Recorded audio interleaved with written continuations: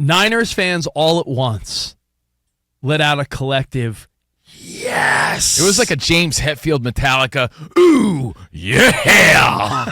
Well, it was more of a yeah. I'm not saying it's Christian McCaffrey level, but you sort of defensively did what you did last year offensively if you're the 49ers. You said, hey, we got the pieces, but we could use a better piece.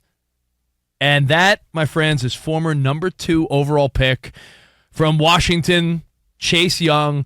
The number 1 overall pick is always Hillbilly Jim. Hillbilly Jim is the number 1 overall pick. Oh, overall. Pick. Yeah, okay. Remember Hillbilly Jim wore the overalls? Good one. Anyway. It's Halloween. Ramos likes it. It's Halloween. I had to have it explained. That's why I love you, Ramos. Yeah. On Halloween, I thought you'd say Chucky is the number 1 overall pick. Hillbilly Jim. But you're right. Number 2, Chase Young, defensive end from the Washington Commanders. So, again, props to your 49ers now. Do you also mean Chase Young from the Ohio State, where he used to play with a guy named Nicholas Bosa, and they're back together, reunited, and the 49ers. So you're going to give Bosa a kick in the butt for you? I think he's going to give Bosa a little kick in the ass. In fact, dare I say, I'm not so bummed about the Niners' little losing skid, because sometimes that little kick in the ass or that, we're struggling a little bit, might have pushed John Lynch and 49ers management to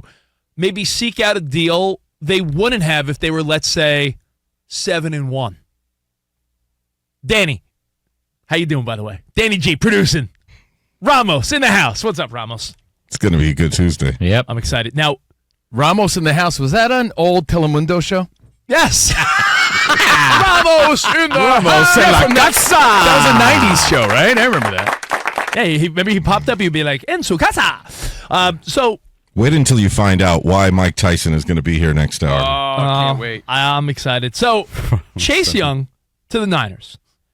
Now, let's just say Jake Moody hits that little chip shot field goal. The Niners go on and beat Cleveland. Let's say in that last drive, Brock Purdy, let's say throws a dime to Ayuk, and they beat the Vikings on Monday night. I see what you're saying. You're saying them losing put their back against the wall a little bit. Made them reassess some, forcing them to make a move that wouldn't have been made otherwise. Dude, it happens in baseball all the time. It happens in life. But I'm thinking baseball a lot too. Like, let's say the Yankees, historically, Red Sox, Dodgers, there's a great team that is winning on pace for 90 to 100 wins, but it's very clear. So you're saying them stinking it up was a blessing in disguise. That's your justification. As the old adage, as the old story goes, you ever hear the Chinese farmer? What do you say? They talked about it in the Tom Brady documentary. Maybe. To sum it up is anything that happens in your life, you're quick to be like, oh, that stinks, or that's awesome. Maybe. How does the Chinese farmer go? It starts with a guy losing his horse. A Chinese farmer loses his horse, and he's like, oh, man. Someone goes, that's terrible. Maybe. The horse comes back the next day. Not only the horse comes back, he comes back with another horse. So now the guy has a couple horses. So you're saying... And the guy's like, oh, that's man, great. Maybe. You lost 3 games in a row. That's terrible. Maybe. Because if they're 7-1, and this could be total BS, and John Lynch could have had this up his sleeve the whole time. Maybe they've been making calls for the last month, but it's not crazy. Dan Byer, is it crazy to think that because the Niners have struggled a little bit defensively and Steve Wilkes isn't really doing what... Struggling. Maybe Robert Saleh and, other past coordinators have done, that there was a little urgency to make a deal? I think that they look for any deal that can help their football team. They're good at making deals. Yeah, but losing probably added a little motivation to make a move. Sure. I honestly, I'm just appalled at how different of a mood Rich is in today from yesterday. Right? Because it is a 24-hour, you had now had time to think about it, had time to absorb it. Maybe this is better for the team. And then the Chase Young news comes in, and you were down in the dumps yesterday. Yeah, I was. You absolutely were. You didn't even want to talk about the 49ers, and now you're like, this could be a good thing. This is the best thing. So, listen, Steve Wilkes as a defensive coordinator, listen, he's trying to follow the footsteps of DeMarco Ryan and Robert Saleh, two head coaches that were great. And the 49ers, outside of Nick Bosa, their pass rush has been mid at best. Sure. I don't think that they were in desperate need. However, when you have your minority coaches get head coaching jobs, when you have front office people, to have those extra picks, which is where this pick is going to Washington, allows you to maybe not be in desperate need of a player, but you could still give the highest price to Washington or whatever team and make out that way. So I don't think it was desperate. I still thought that they were one of the better teams in the league. I thought maybe they just hit a dog days of summer sort of thing, but this helps, in having that sort of, artillery of picks allows them to do deals like this. And you get these guys that there'll be a rotation enough where there's not going to be a lot of pressure on one guy. We forget they also picked up Randy Gregory from the Broncos. Mm-hmm. They got Armstead, Kinlaw. The 49ers defense on paper should have been performing better. So maybe with the bye week, maybe with this acquisition of Chase Young, the 49ers come out looking a little different on defense in 2 weeks. And it was the big story of the day. Of course, there's Dobbs to the Vikings, but this is I like your positive spin on it, though, Rich. As Fred Durst, once legendary, said, everything happens for a reason. Reason. So you could be down in the dumps about the losses, but those losses, I think, inspired a move, and you might reap the benefits of that. I really do believe in that. And it pertains to life. When we lost our gig, and we didn't lose our gig, the pandemic happened, so we didn't get renewed. But when we didn't get renewed at ESPN, we had a TV show, we were on the radio, we were doing all kinds of things. Man, we were like, oh, what a weak moment in life.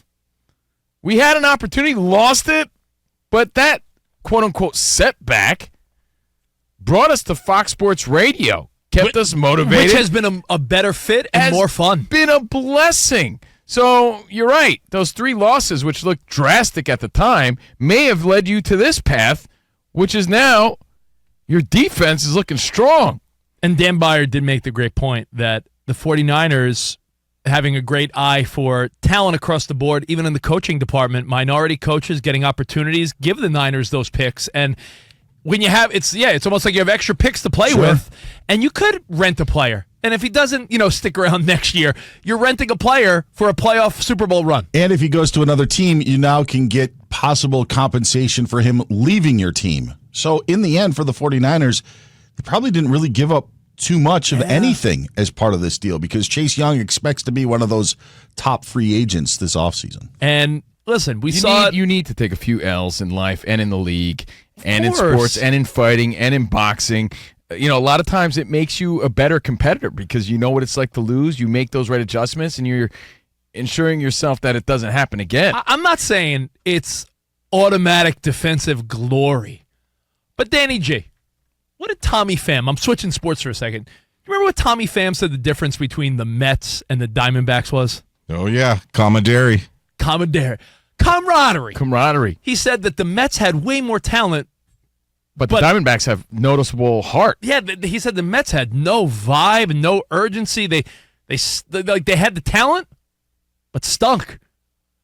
Now he said that the Diamondbacks just so clearly want it more. They're playing with a hunger and a desire that the Mets just didn't have. And we talk about when players have played together before, we don't know if it means a lot to them. It can mean a little or it can mean a lot. We saw with Joe Burrow and Jamar Chase. We're like, yeah, they got a built-in chemistry. It matters, dude. You have a built-in chemistry. Do you think I want to do the show with you? Or do you think I want to do a show with someone else? The truth is, I could do a show with someone else, but it's not going to be as good. There's a comfort level, an unspoken sort of chemistry. So if you don't think it's real. You don't think when Chase Young shows up. That's not pretend. They're just what people say. It's real. You don't think when Chase Young shows up, him and Bosa aren't going to give each other a bro hug? They probably got a handshake like Taylor Swift and Brittany Mahomes. Yeah, they probably got a special camaraderie we don't even know about. All that matters, dude. Absolutely matters. Why do you think Aaron Rodgers, when he thought he was going to, play more than 4 snaps, why do you think Randall Cobb and Lazard and these guys went there? Camaraderie, comfortability, if that's even a word. And I think the added layer is Bosa and Chase Young have played together, and between that and we're forgetting just a few weeks ago, and you saw him starting to be a little bit of an impact in and out of the rotations. Randy Gregory The 49ers defense, who has looked a little sus, as the kids would say, a little mid. I'll leave it to the kids then. A little mediocre. I'm sorry, the kids and Rich. You might see this team turn the corner because they have way too much talent to look like a team that was giving up 70% third down conversions to, it seems like, everyone they played the last few weeks. So with a bye week, with this acquisition, I think the most exciting game to keep your eyes on in 2 weeks, Jacksonville, who is arguably the hottest team in the AFC, against the 49ers 2 weeks from now. That's a tough game. And too. I was talking this helps. I was talking to my dad on the way here. I was talking to my pops. Oh, how you doing, Richie? Oh. And I said, Dad, hey, Richie, it's your father. Have you seen this week's schedule? Because we got KC and Miami from Germany. We got the Ravens playing. Who the Ravens playing? The Seahawks.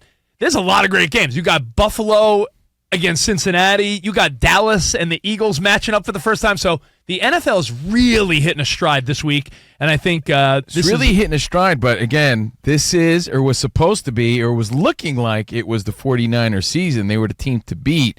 And if I'm not mistaken, Young is a free agent after this season. I think he'd be willing to stay. Well, I think the 49ers have a great future. It'll be a salary cap around situation. $5.5 million after the trade is what I read.